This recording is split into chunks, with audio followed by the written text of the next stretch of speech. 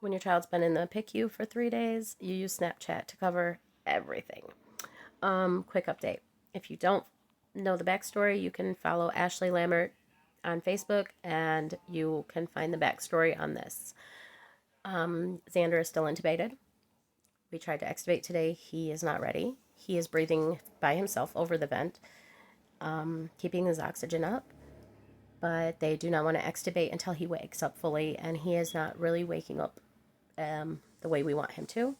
There are a few reasons that could be, and there have been a few discussions that I will share later if needed. So I want to thank everybody for all the thoughts and prayers. We really appreciate them, and we are begging you to keep them coming as he is not in the clear.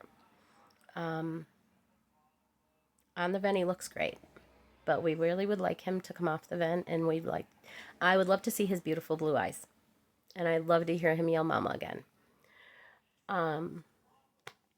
That is our update. There's really not a whole lot right now to discuss. So go ahead and watch the girl's message to you, and then there is something after that as well. Again, thank you guys so much, and we love and appreciate you all. Mwah. For those who don't know us, I'm Taylor. I'm MJ. And we are Glass Glass siblings. siblings.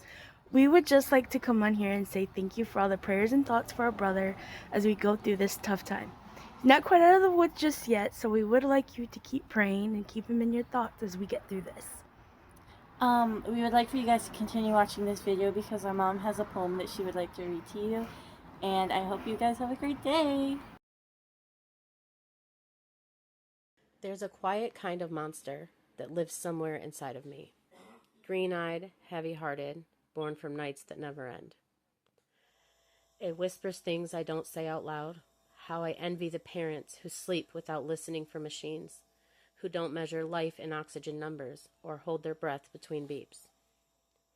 I resent the ease they live in, the unknowing, the freedom of not having to learn words that were never meant for them, decisions that were never meant for parents.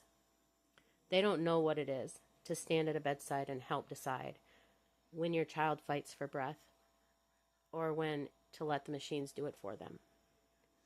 They don't know the quiet conversations spoken in hallways where what if becomes preparation, where you brace siblings for things no child should understand.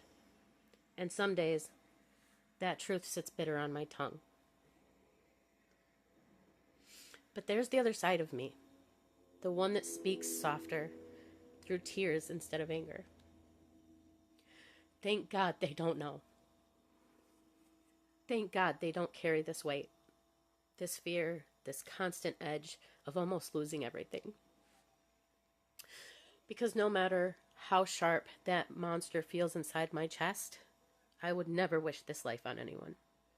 Not the exhaustion, not the decisions, not the silent prayers whispered into machines hoping they carry them somewhere higher.